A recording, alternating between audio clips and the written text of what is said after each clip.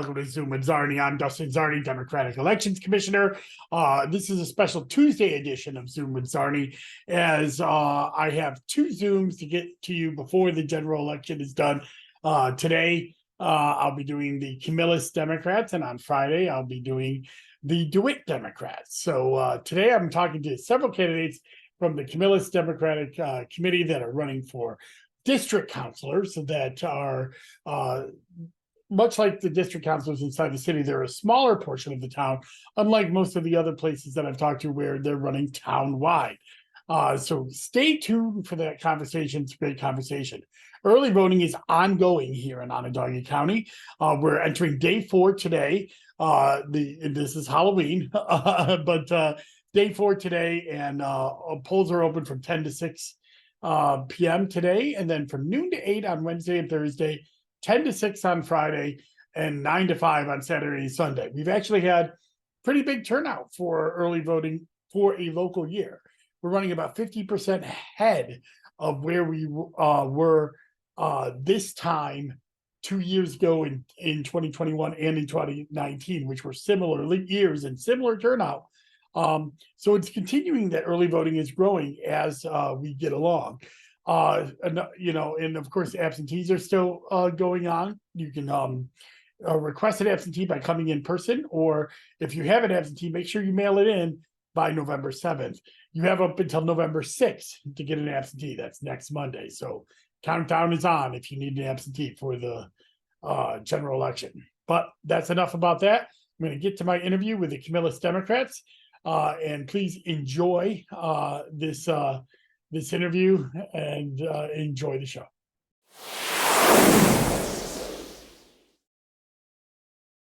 And we're back, and I'm so happy to bring you this interview with the Camillus Democratic slate, or at least some of the Camillus Democratic slate.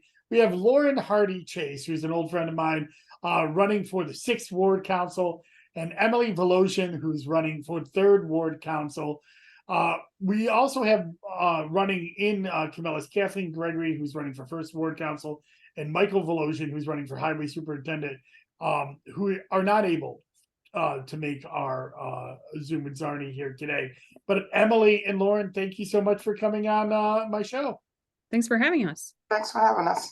So, here we are. We're in the thick of it. The election is just a little bit over a week away.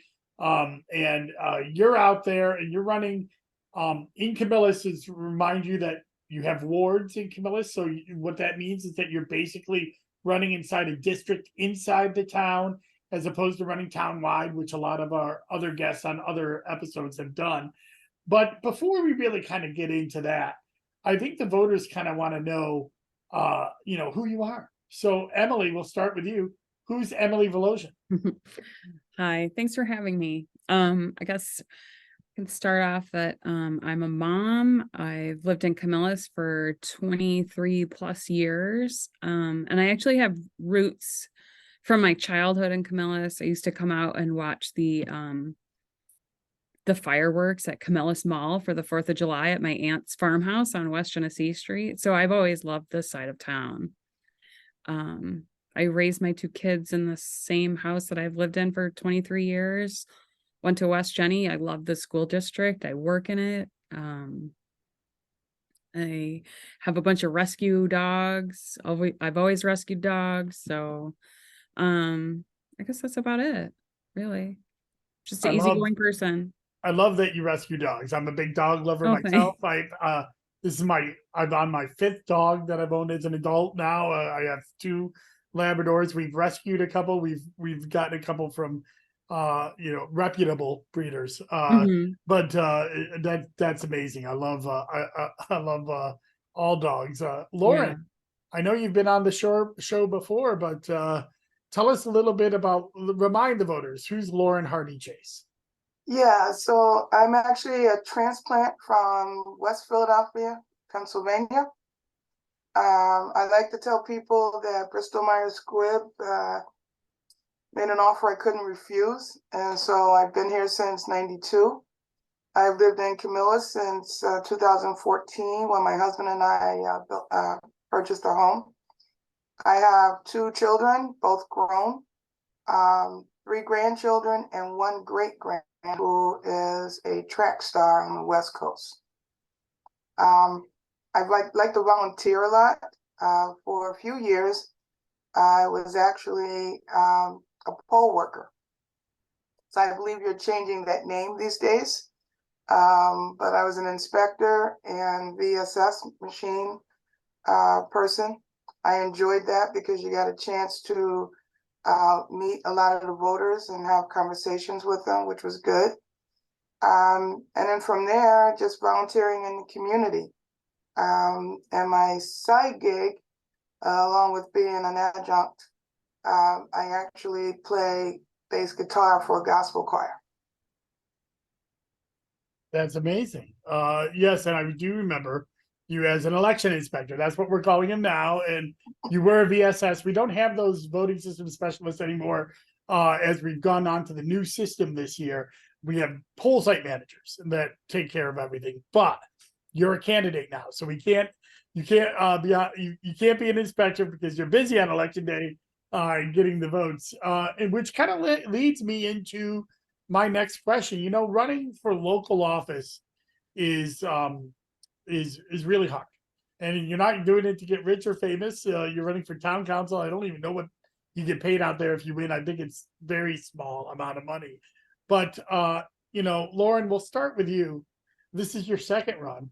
Why are you running for Camillus Town Ward 6 Council?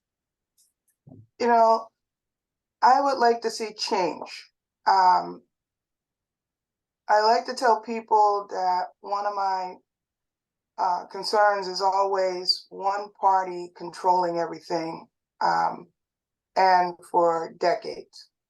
Understanding the background of Camillus as a Republican town, I understand that, but the town has become more diverse even since I've been here, since 2014. So I'd like to see true representation of all voters here. I think that's important, but I'd also like to see collaboration, a bipartisan approach to handling things here in the town. I don't think we really see that right now. And Emily, I'm going to do the same question to you. Why are you running? This is your first run for public office, if I'm correct. You Huh? You are correct. Oh, good. So, you know, what made you get off the bench, so to speak, and decide to run for town office? So, true story. We talk a lot about politics in my household because my son is very interested in law and politics. So when we talk about the local politics, he was like, well, you could get involved and not complain. And so he said to my husband and myself, so which one of you wants to run for Ward 3? And my husband dilly-dallied. So here I am. I was like, all right, fine, I'll do it. So I'm doing it because I think it's important to get involved. And when you don't like something or you don't agree with it, he's right. Sitting at home and complaining at the kitchen table isn't going to do anything about it. So this was just my way of getting involved and showing my son that you can do whatever. Just give it a try. That's amazing. We do a lot of things for our sons and daughters. Yeah. You know, I mean, that's kind of how I got involved as well. You know, I wanted my daughter to know that you can, you know, do a lot of things in this world and do good things. So that's how I got involved many, many years ago as well. You know, I'm going to kind of expand on that a little bit here. But, you know, both of you are running for town office, which is something that kind of gets overlooked. It's at the end of the ballot. It happens in these odd years with low turnouts. But why should the voters care about a town race? What do you believe is so important, and that why the voters should pay attention to this race? Emily, we'll start with you. I really think that it's just, for me, it's basic. I'm a very simple person. So I feel like there's a woman down the street from me who was having trouble with a manhole cover, and she wasn't getting anywhere with the person that she was calling. So that could be frustrating.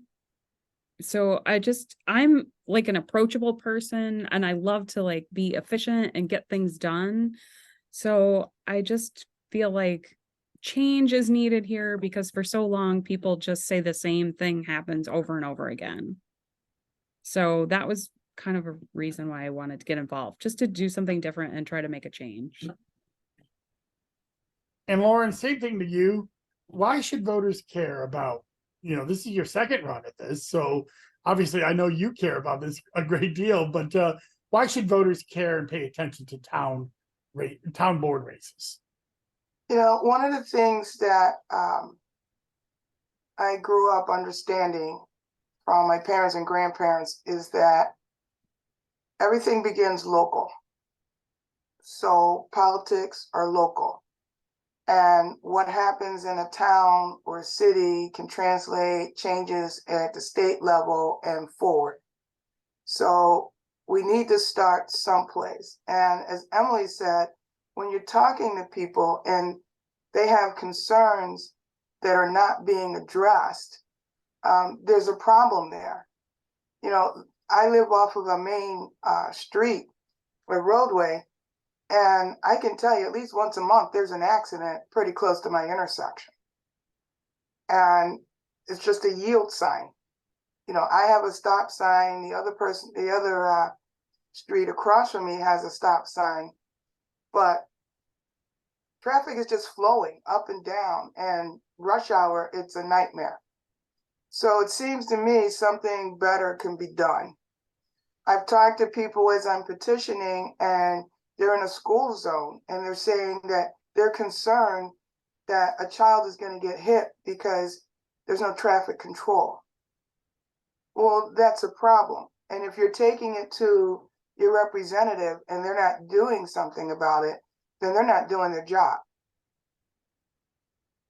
Yeah, I love the examples that both of you just mentioned because, you have manhole covers and traffic issues, and that's really what town boards are. And I think that voters we're all focused on next year. I get it. 2024, big election. Believe me, there's a part of me that's already starting to plan for next year. So I get that. But what is actually going to affect your life on a daily basis are these issues that are made at town boards on these, in these pothole issues, man covers in traffic. These are the things that affect us on a daily basis. And I think it's a shame that these elections for now are in low turnout years. Who knows what will happen in a few years, but for now it's in low turnout years. Lauren, you both kind of mentioned actually some issues that are going in your district, but let's expand on that. What are some other issues or some overall issues that you think the town of Camillus can do better? I can go first. Oh, you want to go, Lauren? Okay. No, you can go. Go ahead. Well, one of my biggest concerns are, and we don't have a lot of public transportation in this area, right? It's very limited. But it really bothers me to be driving up and down Milton Avenue in particular. And the bus stop is on the side of the road, like the white line, which is the walk path. Well, what do you think happens? There's no cover. So folks are waiting for the bus, getting off the bus in inclement weather and have no shelter. The lighting is bad. That's an issue. And what happens when it snows and the snow plows plow up against the area? Now you have somebody standing on a train track waiting for a bus. And I just think something, lighting, some sort of shelter, a safe place to stand would go a long way. Mm-hmm.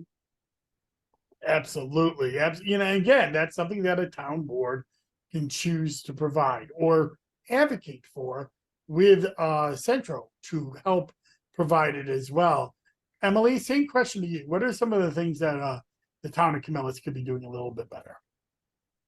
So this was one of the things that came up at the dinner table. So West Genesee Street has these commemorative flags for like service people all up and down West Genesee Street. They're beautiful and I love looking at them and seeing all the people on them. But we also have sidewalks that are covered in weeds. Like it looks absolutely atrocious. And I feel like West Genesee Street is like our main road in and out of Camillus. It's not really representing Camillus very well at all.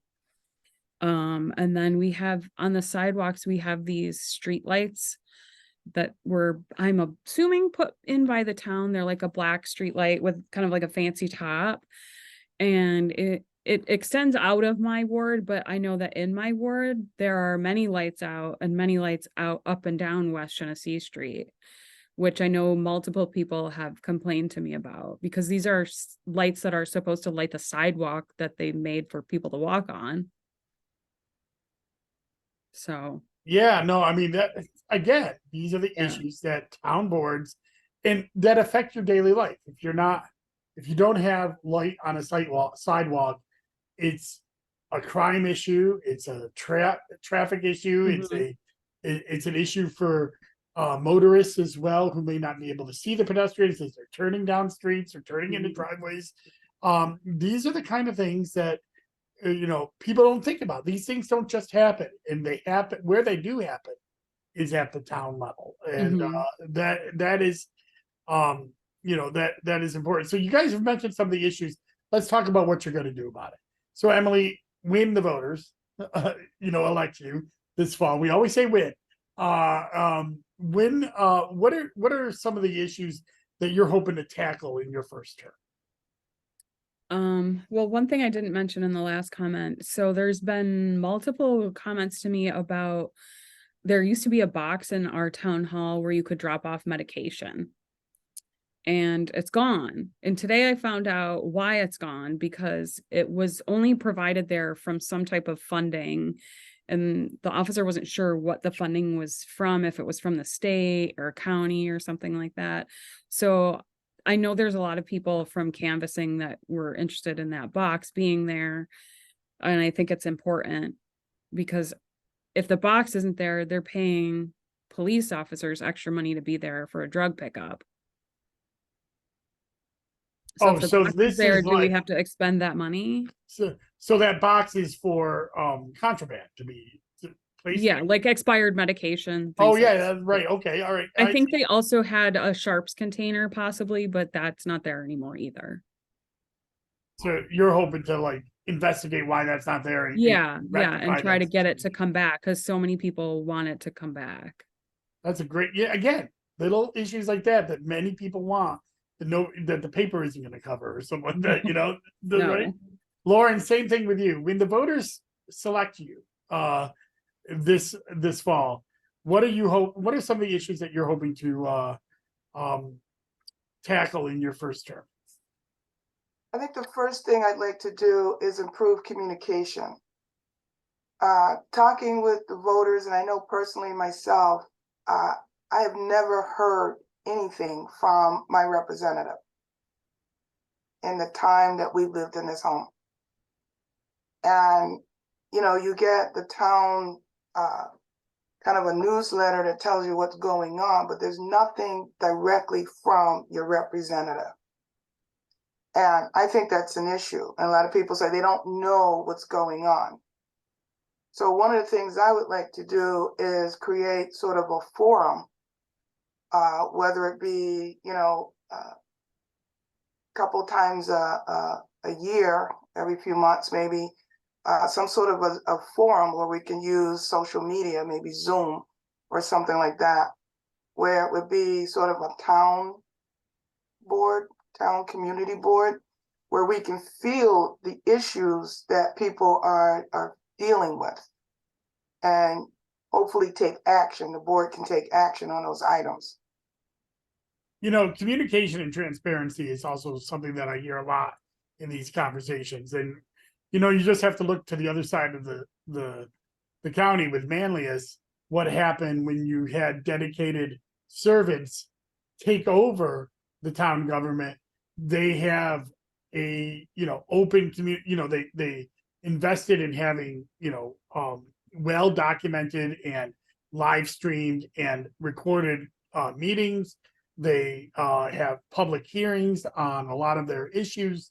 They have a comprehensive plan. They've done a lot of this transparency work, and you need people that are on the board that are willing to advocate for that kind of stuff, like you are, Lauren. That's a great idea about it's these town hall type of meetings, because people can't always go to a Tuesday at 5:30 town board meeting. You got to bring it to them. You got to do it on the weekends. You got to do things that, and hear from people. And that is something that is, I've heard a lot when it comes to these town races. So we're kind of getting towards the end of, like, how many minutes people like to listen to these things. It's been a great conversation, but I always like to end with this final question, which is, what haven't we talked about? So this is kind of a free form question. You can talk about whatever you'd like. Tell us something about yourself, or even something more about your race or the town of Camillus, or something you love that you want the voters to be left with as kind of our final topic of conversation. We're going to start with you, Lauren. What haven't we talked about? Well, that's a good question. I think one thing I did not mention, and probably should have early on, is that I am a veteran of the United States Army Reserves. I support our troops. I support our first responders. And I think it's important that they know that. So it'll be nice. I know even in my role as a professor at Syracuse University, we have a number of soldiers that are back and they have serious PTSD. And I am not aware of any local programs for them. I know that there's a veterans group, but they seem to be more driven by the county rather than what's something here in Syracuse where they can get together, maybe a coffee night or something, and just sort of chat. I think that can go a long way in helping them recover from the number of tours that they've done on our behalf.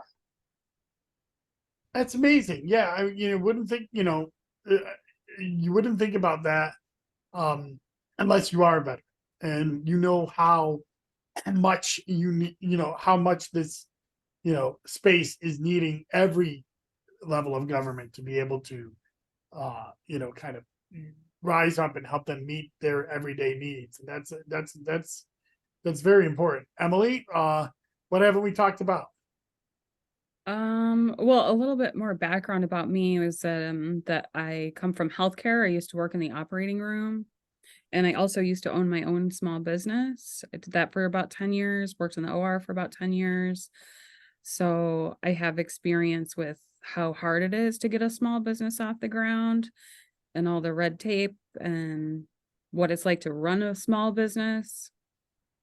I recently graduated and got my psychology degree. So mental health is really important to me. If there's mental health services that we can offer in Camillus to people, like Lauren said, veterans. I have veterans in my family, and I have a big spot in my heart for people that go out and battle wars for us, and so we can have our freedom. I think they're amazing people. That's it, really. Just and this has been a wonderful conversation. So thank you so much, Emily and Lauren, for coming on Zoom with Czarny. I'll put links to your Facebook pages and the Camillus Democratic page in the show notes. Go follow them. If you live in Camillus and you live in the 3rd ward for Emily and the 6th ward for Lauren, please, or the 1st ward for Kathleen, who wasn't able to come on the program, or for highway superintendent as well, which is townwide.